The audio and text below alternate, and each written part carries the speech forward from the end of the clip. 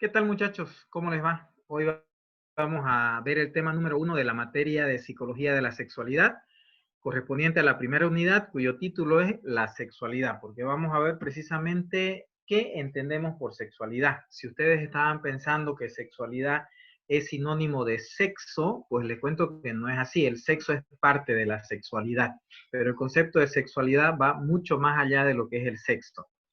Sucede que para entender lo que es la sexualidad tenemos que saber que la sexualidad está compuesta por tres partes o tres dimensiones. Por un lado, tenemos la dimensión biológica, que tiene que ver con el cuerpo y el funcionamiento del cuerpo. El cerebro, por si acaso, es parte del cuerpo, también está incluido.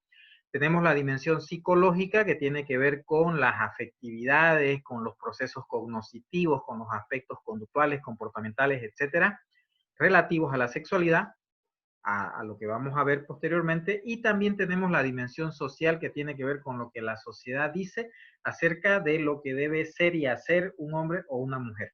Entonces, las dimensiones de la sexualidad o las partes de la sexualidad son tres: la dimensión biológica, la dimensión psicológica y la dimensión social.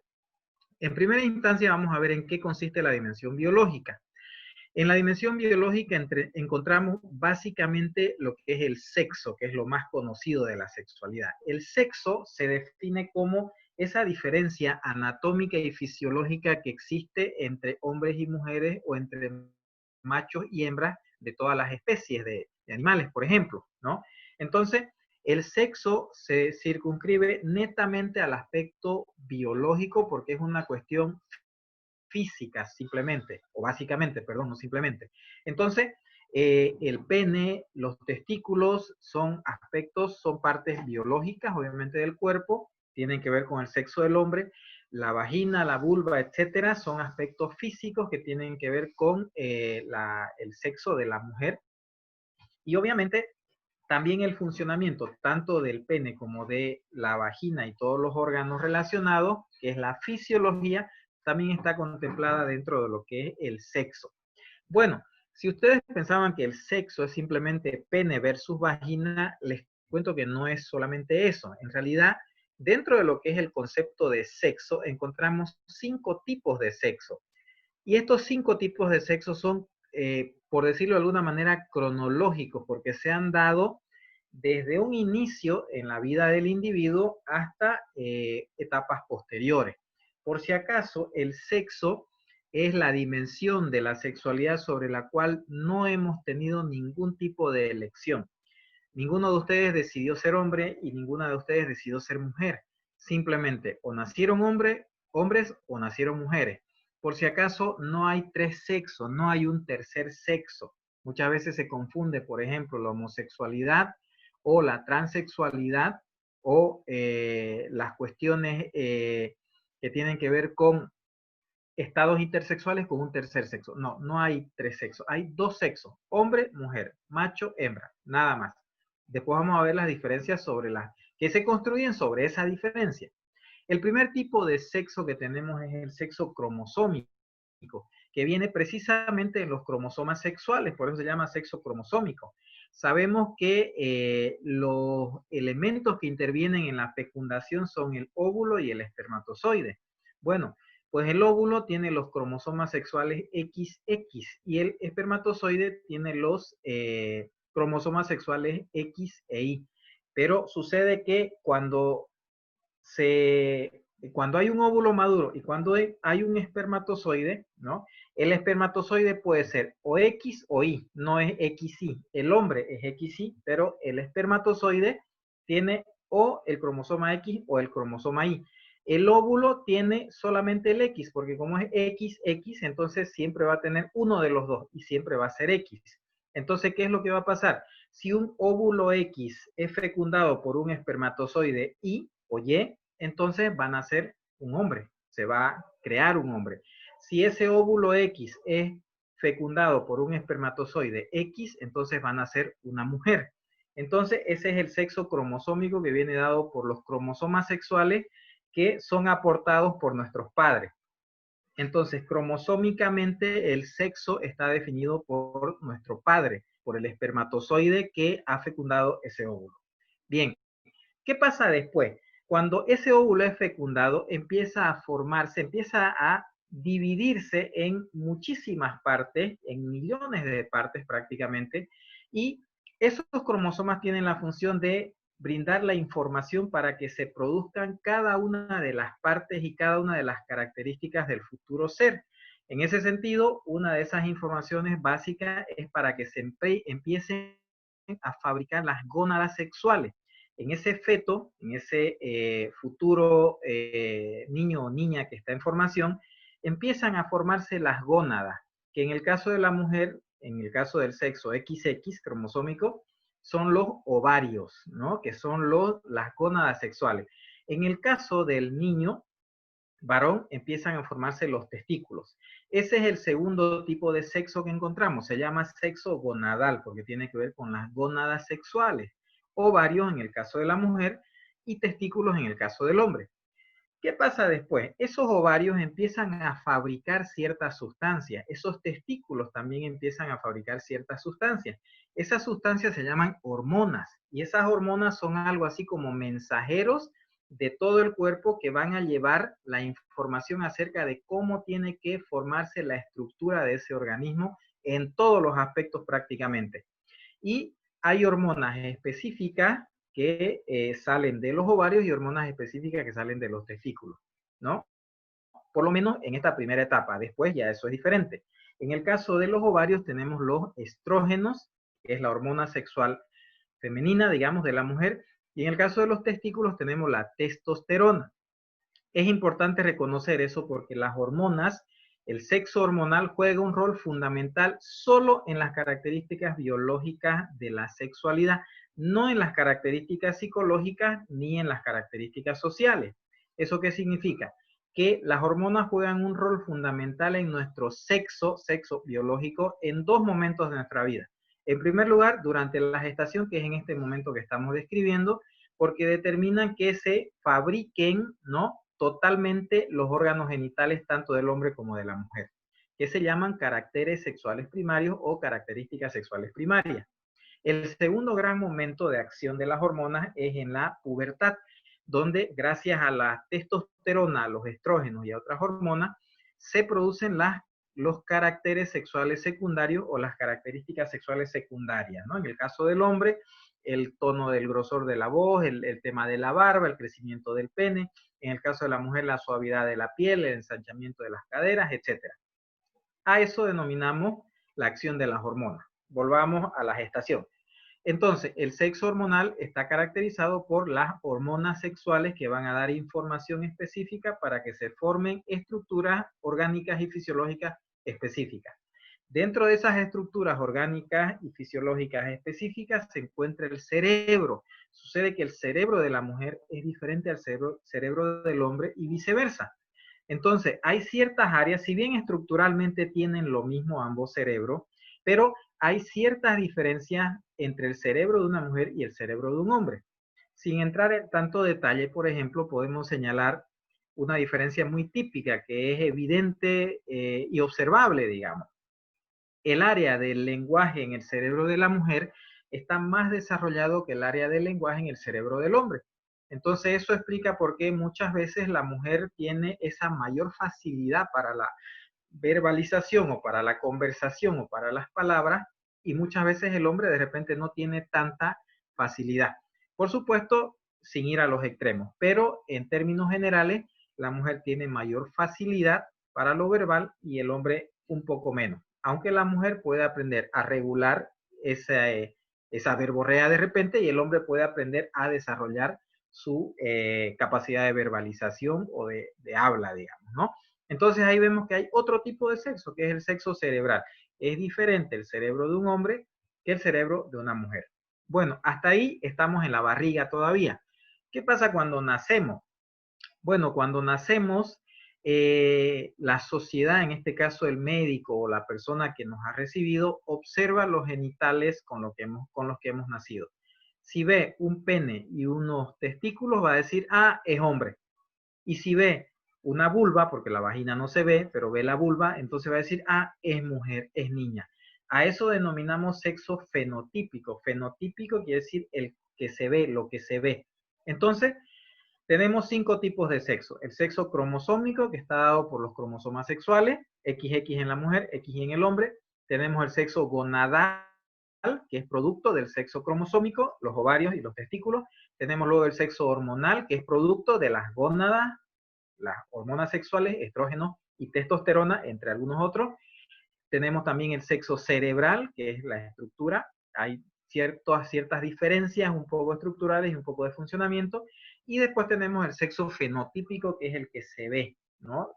Lo que se ve del sexo a simple vista, digamos, ¿no? Entonces, esos son los 5 tipos de sexo de la dimensión biológica. Entonces, recordemos, en la dimensión biológica solo tenemos el sexo. Y el sexo es la diferencia anatómica y fisiológica que existe entre hombres y mujeres. ¿Ok? Bien. Luego tenemos la dimensión psicológica. La dimensión psicológica está conformada por 2 aspectos fundamentalmente. Por un lado, está conformada por la identidad sexual del individuo y por otro lado está conformado por los aspectos afectivos relacionados con ese sexo con el cual hemos nacido y sobre el cual no hemos decidido. Entonces, ¿qué es la identidad sexual? Como la misma palabra lo dice, identidad, la identidad sexual es la convicción personal y privada de pertenecer a un sexo, es sentirse hombre o sentirse mujer. Fíjense ustedes que yo asumo que desde que ustedes tienen uso de razón se han sentido hombres o se han sentido mujeres.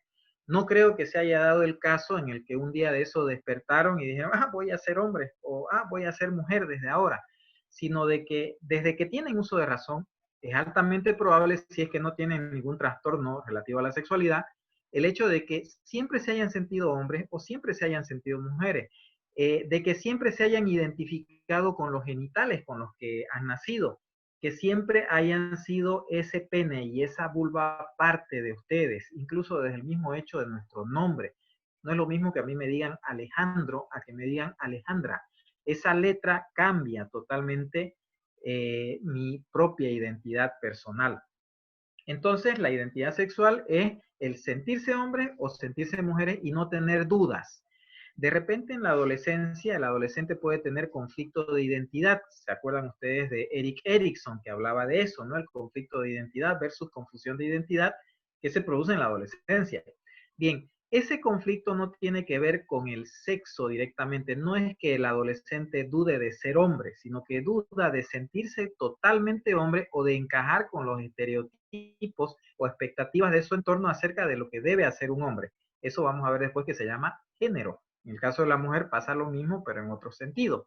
Entonces, el sentirse hombre y no tener dudas de que soy hombre y amar o sentirme parte yo de que ese pene y esos testículos forman parte de mí, o que esa vagina, esa vulva forman parte de mí, a eso llamamos identidad sexual. ¿Ok? Es la parte psicológica. Por otro lado, la parte afectiva tiene que ver con el hecho de que los sentimientos forman parte de nuestra personalidad. Entonces, los sentimientos están asociados a cada una de nuestras conductas y la vida sexual o la sexualidad no está exenta en ese sentido. Esa es la dimensión afectiva. Vamos a ver después que lo afectivo, la sociedad tiende a educarnos diferencialmente en torno a lo afectivo. Bien, entonces, lo afectivo de la dimensión psicológica de la sexualidad tiene que ver con los sentimientos y las emociones que determinan nuestra conducta sexual de muchas maneras, como vamos a ver posteriormente. ¿Ya? Bueno, ¿cuál es la dimensión social? La dimensión social en realidad tiene que ver con todas aquellas expectativas que tiene la sociedad o nuestro entorno acerca de cómo debe comportarse un hombre y cómo debe comportarse una mujer, por el simple hecho de tener pene o de tener vagina, como socialmente se dice. Fíjense ustedes que incluso antes de nacer ya hay expectativas acerca de nuestro propio, de nosotros, de cómo va a ser nuestro comportamiento.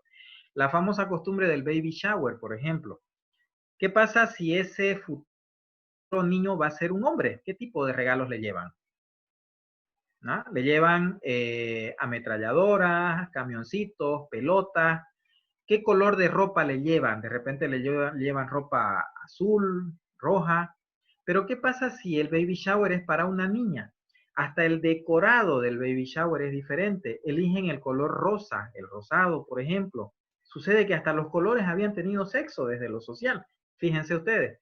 ¿Y qué tipo de regalos le van a llevar? Le van a llevar muñequita, de repente cocinita. A llevarle una muñequita ya la están metiendo en el rol de madre, ni siquiera ha nacido y ya la meten en la dimensión de lo afectivo, maternal, aunque hay aspectos biológicos de la maternidad también, sin olvidar ese detalle, pero socialmente se enfatiza eso. ¿Qué diferencia hay entre una muñeca y un autito? El autito funciona en la calle, el auto tiene que ser manejado, dominado, controlado. Entonces, fíjense ustedes lo que hay detrás de un juguete, en realidad, en cuanto a aprendizaje diferencial de la sexualidad. ¿Qué pasa con la muñequita? Es lo afectivo, lo maternal, el vínculo, etc. Entonces, esas expectativas sociales la sociedad las va acarreando y nosotros nacemos y empezamos a adoptar esos modelos, esos roles. Entonces, la dimensión social tiene que ver con lo que la sociedad espera y por eso podemos decir que es una construcción social, cultural e histórica que nos asigna características de comportamiento, pensamiento, sentimiento, etc. ¿Por qué decimos que es una construcción? Es una construcción porque lo que la sociedad espera de un hombre o de una mujer es diferente en la misma sociedad en diferentes épocas y es lo mismo en una sociedad en la misma época que en otra sociedad. Entonces, por ejemplo, ¿cómo se debe comportar un hombre? ¿Cómo debe caminar un hombre? ¿Cómo debe hablar un hombre? ¿Cómo debe caminar una mujer? ¿Cómo debe hablar una mujer? ¿No? Imagínense ustedes que una mujer tiene un problema afectivo, ¿no? Y llega a clase y ve a su mejor amiga o una de sus mejores amigas y la abraza y se pone a llorar con su amiga. Nadie va a ver raro eso, ¿no? La abrazó, la otra amiga la abraza, ya amiga, le dice no hay problema, y se salen hasta encorchetadas fuera de clase. Pero ¿qué pasa si es un muchacho, uno de los estudiantes, el que tiene ese problema y llega y abraza a su otro amigo y el otro lo abraza, ya mi hermano, le dice ya, o sea, va a por lo menos llamar la atención, mucho más si se van después de la manito o encorchetado. ¿Por qué? Porque se asume que ese comportamiento no es de un hombre, no es de una mujer, o es de una mujer o viceversa, ¿no? Entonces, la sociedad tiene expectativas que van a variar en cuanto a la misma época o en diferentes sociedades. De repente, en otras culturas, el cómo se debe comportar un hombre va a ser diferente. Por ejemplo, aquí el saludo. Los hombres no acostumbramos saludarnos con beso en la mejilla. Las mujeres sí, y los hombres y las mujeres sí, en Santa Cruz. Pero sin ir muy lejos, si van ustedes a Buenos Aires, ¿cómo se saludan los hombres ahí? Se saludan con beso. Entonces, si yo acá veo a alguien que me saluda con beso, me va a parecer raro, porque la expectativa social es diferente en la misma época, pero en sociedades diferentes. Ahora, en la misma sociedad también puede ser que en diferentes épocas las cosas cambien, ¿no? Por ejemplo, hace muchos años era tarea de la mujer la cocina y era tarea de la mujer las compras para la cocina. Ir al mercado lo hacía la mujer, no lo hacía el hombre. Pero hoy que todos los hombres o que varios hombres vamos a un súper, no es nada raro. O que cocinemos tampoco es nada raro.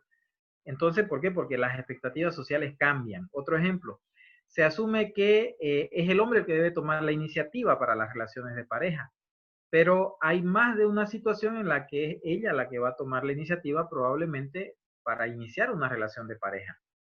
Antes eso se vería muy mal, hoy no tanto, o no, dependiendo de la situación. Antes una madre soltera en la Santa Cruz de hace 30 o 20 años atrás, sin ir muy lejos, en la época, tenía que esconderse prácticamente o irse al campo y tener su hijo allá. Hoy una madre soltera no tiene por qué esconderse, no es nada que sea raro. Es más, muchas veces es hasta algo relativamente frecuente, ¿no? Encontrar una mamá soltera. Entonces, esas son diferentes expectativas o cuestiones diferenciales de la sociedad en cuanto al comportamiento sexual. El género se construye también a partir de ese sexo, porque estas diferencias van a depender de que la persona tenga pene o no lo tenga, o tenga vagina o no la tenga, o vulva, ¿no? Entonces, es diferencial, ¿ok? Ahora, a diferencia del sexo, el género sí puede tener varias manifestaciones y esas manifestaciones siempre van a ser relativas. Cuando hablamos de género, hablamos en términos generales de masculino o femenino. Lo masculino, lo que se asocia al sexo varón, lo femenino, lo que se asocia al sexo mujer. Sin embargo, fíjense ustedes que es difícil definir lo que es masculino y lo que es femenino. Por ejemplo, decía hace rato que hasta los colores tienen sexo. El rosado de repente se asocia a la mujer. Pero ¿han visto ustedes que hay camisas rosadas de hombres? Que a pesar de que siguen manteniendo ciertas características, el color es similar. Entonces, como que es relativo, es femenino, es masculino, es neutro, ¿no? Entonces, desde el punto de vista del género puede haber infinidad de manifestaciones. Géneros pueden haber muchos. Sexo, solamente dos. Y la excepción son los estados intersexuales, pero son cuestiones en las que no se desarrollan los dos sexos, sino que solo uno de ambos, uno de los dos, es el que se desarrolla hasta un nivel de la madurez. Entonces, fíjense ustedes las diferencias. Por un lado tenemos la dimensión biológica que se refiere a el sexo, con los 5 tipos de sexo. Diferencia anatómica y fisiológica entre hombres y mujeres. Por otro lado tenemos la dimensión psicológica que tiene que ver con la identidad sexual, que es la convicción personal y privada de sentirse hombre o sentirse mujer. Y tiene también el componente afectivo.